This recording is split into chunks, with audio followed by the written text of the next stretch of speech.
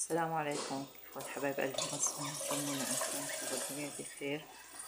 ورجعت لكم بفيديو جديد وروتين جديد، ان شاء الله هيك ينال اعجابكم يا رب. طمنوني عنكم، ان شاء الله اموركم تمام. ربي هيك يخلي لي اياكم وما يحرمني منكم. حطوا لي لايك للفيديو خلينا نبلش.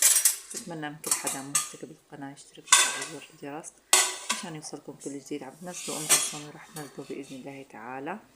وحبايب قلبي شكرا لكم، شكرا لامبارح لكلامكم الحلو، شكرا لتفاعلكم مع معصومي، لوقفتكم جنبي، لتشجيعكم لإلي، للحماس اللي عم تحمسوني يا ربي هيك يعطيكم ويرضيكم ان شاء الله.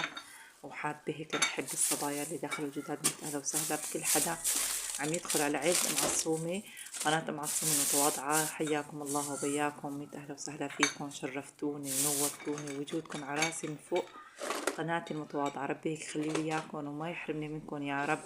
ان شاء الله هيك تكبر عيلتنا ونصير احلى عيلة باذن الله تعالى. حبايب قلبي ما بتعرفوا قد ايه السعادة اللي عم تدخلوها على قلبي. ربي هيك يدخل سعادة الدارين على قلبكم يا رب، اللهم امين.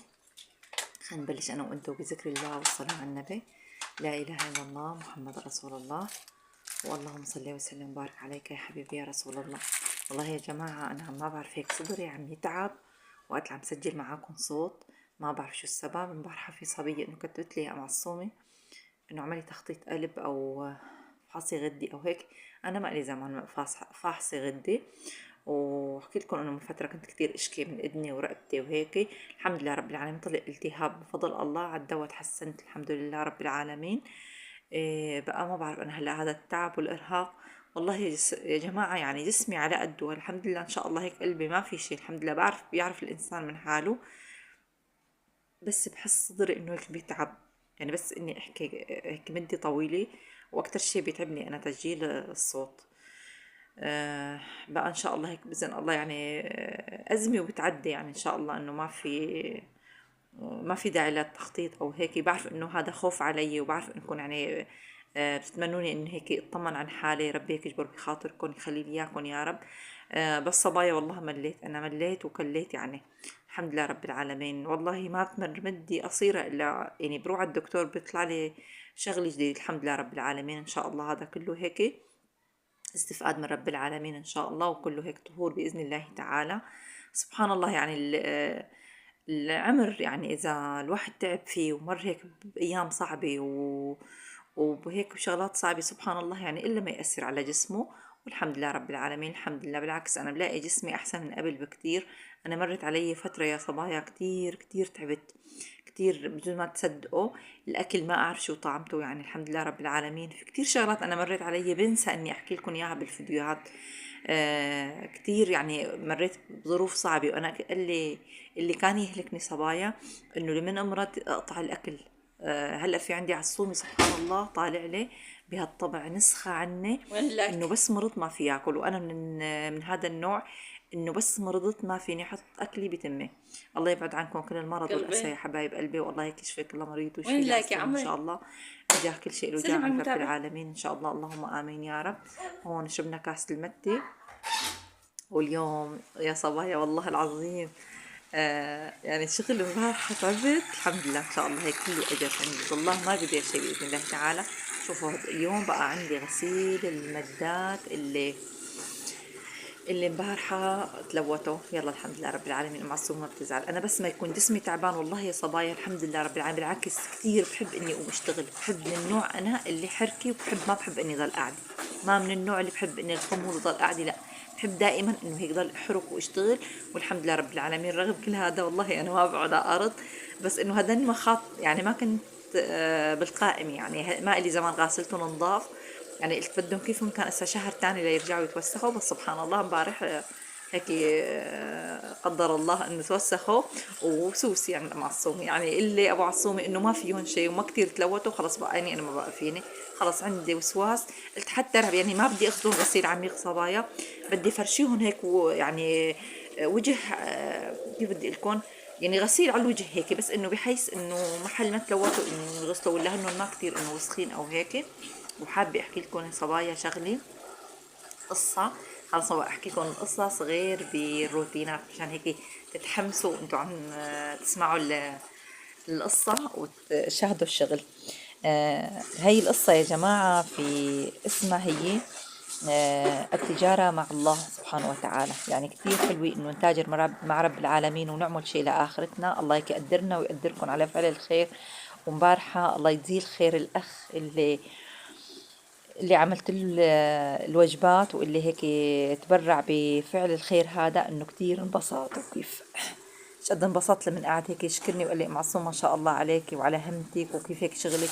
عن جد ما بتعرفوا قد الإنسان لما بيتعب وبشوف حدا هيك بيقدر تعبه وبيشكره. عن جد كتير كنت مبسوطة الحمد لله رب العالمين. هذه القصة تجارة مع الله سبحانه وتعالى. لمرة كان في رجل ميسور الحال يا جماعة. هذا الرجل أموره يسر، يعني الله ميسرة، وجاره سبحان الله فقير. هو ماشي هيك بالسوق بقى لقى انه عارضين اعزكم الله بقرة انه للبيع.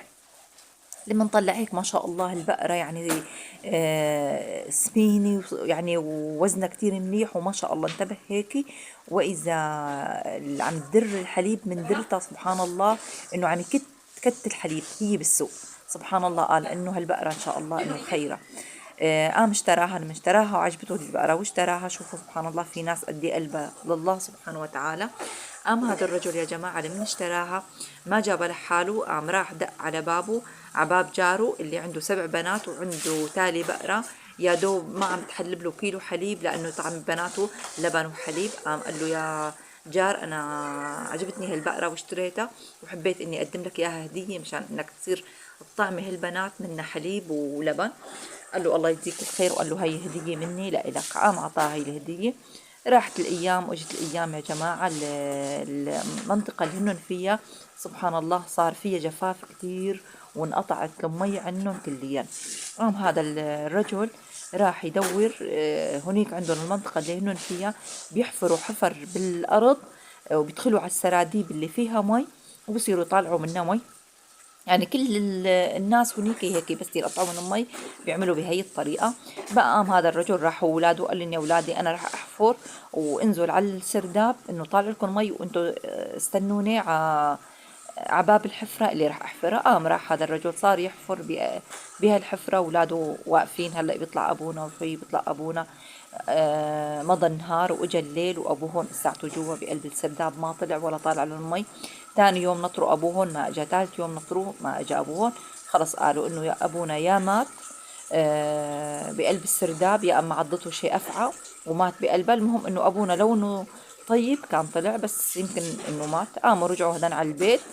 قاموا صاروا يتناقشوا بينهم بين بعضهم. قالوا إنه يعني نحن لازم بقى نتقاس أبونا ومات بدنا نتقاسم الورثة مشان إنه كل واحد ياخد حصته وبدنا نشوف أبونا شو عليه ديون وشو عليه عاطي للناس شغلات لازم نجيبها ونتقاسمها بين بعضنا. متقاسموا هدن هالورثة. وقالوا نط واحد منهم قالوا انه ابونا مره اشترى بقره بهديك الحسبه وعطاها لجارنا. إيه بس نحن اولى فيها يعني ما عاد في داعي نضل عند جارنا لازم نروح نسترد هذه البقره اللي عطاها ابونا لجارنا. راحوا على جارهم قالوا له انه بدنا البقره اللي عطاك اياها والدنا. قال لهم ما بصير يا جماعه يا اولادي انه ابوكم عطاني اياها لاني اقدر طعمي انا عيلتي واولادي وانا رجل فقير وعطاني اياها هديه يعني والهديه ما بتترجع.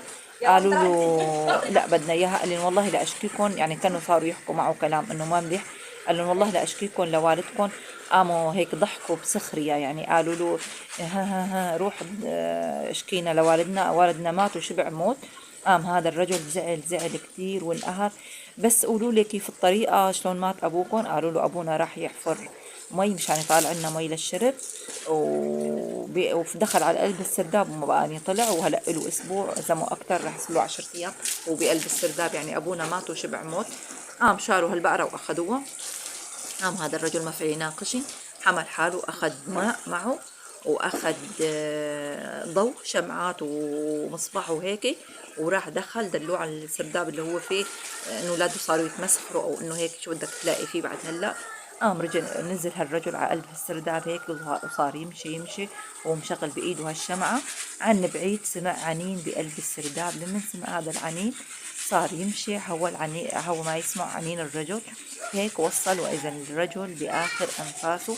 بس المد اللي كان فيها تحت السرداب يعني لازم يكون إنه إذا ما مات من العطش يموت من الجوع، يعني مدة طويلة، ولازم إنه يعني سبحان الله كيف قدرة الله إنه هو طيب.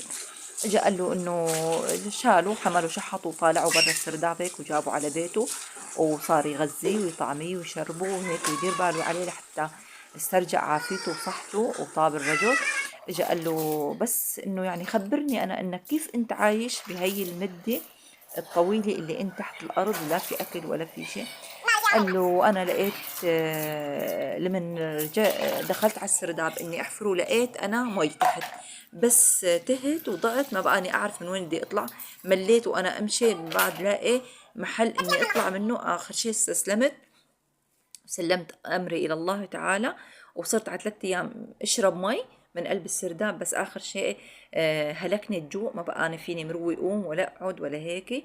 سبحان الله كل يوم وانا نايم في شخص يجي يشربني لبن ويروح يشربني الصبح والظهر والمغرب 3 وجبات لبن يشربني وانا عايش، يضل يشربني لاشبع. بس هلا لي 3 ايام ماني عم ما عاد اجى الشخص، بعد 3 ايام ما عاد اجى لعند الشخص ولا شربني لبن. قال له سبحان الله هدول 3 ايام اللي ما شربت انت فيهم لبن اجوا اولادك واخذوا البقره من عندي. هي البقره انت اللي كنت عاطيني اياها وعم طعمي من اولادي، هذا رب العالمين كان يسقيك لبنه. بس بعد ما اخذوها اولاده استرجعوها انه انقطع عن الرجل اللبن، انه ما بقى حدا يجي يشربه. وسبحان الله انه هي القصه يا جماعه، انه شوفوا الانسان انه كيف هيك بيشتغل، انه هذا الرجل كان يشتغل انه تجارة مع الله سبحانه وتعالى. يعني الله هيك يجعلنا ان شاء الله من هدول الاشخاص اللي منتاجر مع الله ان شاء الله، انا وانتم حبايب قلبي يا رب. ان شاء الله هيك القصة تكون عجبتكم، ان شاء الله تكون هيك في منها فوائد. وهذا الرجل رجع هيك، وشوفوا سبحان الله انه القصة والعبرة انه اولاده يعني رباهم وهيك ما طلع واحد فيهم خير، طلع ابوهم هو الاصل. بقى الله يجعلنا من هذول الناس نحن ان شاء الله يا حبايب قلبي، والله هيك يخلي لي اياكم وما يحرمني منكم ويديم عليكم الصحة والعافية، ورب العالمين يحقق لكم كل اماليكم. كل انسان عنده امنية ان شاء الله، اللي كذا فيديو ما دعيت لكم، وخلنا ندعي انا واخي لاهلنا بفلسطين، الله هيك ينصرهم على من عاداهم يا رب، ويطلعهم من الكرب اللي هن فيه، ويثبت اقدامهم ويشفي جرحاهم ان شاء الله يا رب. وينصرون ان شاء الله نصر عاجل غير آجل يا رب، اللهم امين ان شاء الله يا رب. الله يحميهم يحمي بلاد المسلمين اجمعين. هون عم قطع انا برتقاني وموزي بدي اخذهم طعمي عصومي فيهم يا جماعه، اليوم عصومي يعني هيك جسمه ما زياده ما في يتغدى معي، كنت رح اعوض له الغدا بهدول القطعتين الفواكه. شوفوا انا عندي الصالون ما ممدود يا جماعه، غاسل المد اللي له ان شاء الله بكره بيكون نشف باذن الله تعالى، وراح ارجع افرشه بالصالون ان شاء الله. اللهم صل على سيدنا محمد وعلى اله واصحابه اجمعين. بقى هون بدي طعمي انا عصومي حبايب قلبي، وإن شاء الله هيك اليوم روتين اليوم اللي وصل مع معصومي لهوني. لا ينساني اللايك، الله يجبر بخاطركم يا رب، يشترك لي بالقناة، بعرف انكم ما عم تقصروا، الله يجزيكم كل خير ويكتب اجركم ان شاء الله. بقى هون انا ناوي اسقي حبة اختلاج يا جماعة، قلت رح طعمي الموزي والبرتقاني واني واسقي الحبة الاختلاج معهم، لانه عصومي يا جماعة ما بيشرب الحبة وانا عم انه مي، رح تقولوا لي انه بجوز غلط او معصومي او هيك. دائما انا بحط له الحبة بالاكل يا جماعة، يا بلقمة الاكل يا بمعلقة لبن يا بقطعة موزة يا باي شيء، وبسقيه الحب اللي بده يسقيها العصومي، ولا ما بيعرف اني احط له اياها بتمه وشربوا عليها مي ما بيعرف يبلعها. شوفوا هون ما جاي على باله ياكل، بس بعد شوي الحمد لله رب العالمين انه اكل معاي. مع انه هون اليوم انا يعني محممته نهار اللي بحمم عصومي صبايا، بحسه هيك جسمه بتنشط يا حبيب قلبي، بس بنفس الوقت بيبرد. بس ما شاركت معاكم انا وقت بدلت له، كمان كنت غاسلت له حرامه ومدخلت له اياه عن الحبل، يعني بعد ما تحمم سبحان الله نام نومي منيحة.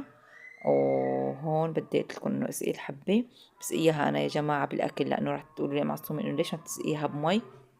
يا جماعة مي ما بيعرف يشربها، بسقيها يا بموزي يا بمعلقة لبن يا بأي شغلة بكون عم طعمي إياها، بحط له الحبة. ما بعرف يجوز تقولوا لي إنه مضرة أو هيك، بس والله عصومي ما بيعرف ياخد الحب يا جماعة غير بهي الطريقة. بقى يعني الواحد بده يحتال عليه بأي شغلة، بس إنه بحيث إنه يكون إنه الأسهل لإله والطريقة اللي بيرتاح فيها بأخذ الحبة. الله هيك يعيننا، والله يشفي لي ويشفي كل مريض إن شاء الله، هيك يخلي لكم أولادكم، يبعد عنكم كل أسى حبايب قلبي، وما تشوفوا شر إن شاء الله. ولا حدا هيك يلتاع ويكون عنده طفل إنه هيك يتأثر عليه. أنا كتير بزعل عليه والله، امبارح وجع لي قلبي. تحسوا إنه يحب يتحرك يا حبيبي، يحب يقوم. يا جماعة كل ما له يعني عالصومي وضعه كان قبل أحسن. هلا من له فترة أكتر من سنة سنتين، تحسوا إنه جسمه عم يتراجع. قبل يقوم يمشي معي يتحرك، هلا غصب غصب بيقوم بمشيه شوي أنا وأبوه. كتير بيعذبنا إنه يمشينا، سبحان الله ما بعرف ليش هيك عم يصير معه، وما بعرف. بقى الله هيك أسأل الله العظيم إنه يشفي لي ويعافي لي ويخفف عنه يا حبيب قلبي. يعني مو سهلة إنه ضل 24 ساعة بالفرشة، بس بضل رب العالمين سبحانه وتعالى أرحم مني وأحن من الأم على ولدها. قد ما انقهر أو هيك، في رب العالمين سبحانه وتعالى هو الحنان المنان، الله يحن عليه وعلى كل مريض إن شاء الله يا رب، ويخفف عن الجميع كل أسى يا رب. اللهم آمين إن شاء الله. والله هيك خلي لي إياكم يا حبايب قلبي، ويبعد عنكم كل أسى أنتم إن شاء الله، وما يحرمني منكم ويديمكم نعمة بحياتي. واليوم هيك فجروا لي هذا الفيديو لايكات صبايا، يلا بدي الهمة عم تشدوا لي الهمة، بدي إياكم تضلوا على هذا الحماس وهي الهمة اللي عم تشجعوا وتووا قلب معصومة فيها. ربي يعطيكم لا يرضيكم إن شاء الله. بقى ولا صبية تنسى اللايك، الله يجبر بخاطركم يا رب. وبتمنى اللي عم يدخلوا جداد على القناة وبشوفوا الفيديو يشتركوا كرمال عالصومي، مو كرمال عيون معصومي، كرمال عيون عالصومي. الله يجبر بخاطركم يا رب، ويخلي لي اياكم وما يحرمني منكم. ورح اترككم بامان الله وحفظه، واستنوني بفيديوهات قادمه ان شاء الله باذن الله تعالى. واكتبوا لي بالتعليقات صبايا، اكتبوا لي يا ريت انه يا معصومي شو حابين اني اصور لكم واقدم لكم وانزل لكم فيديوهات اللي بتحبوها. اكتبوا لي اياها بالتعليقات وانا رح اكون جاهزه باذن الله تعالى. والسلام عليكم ورحمه الله وبركاته.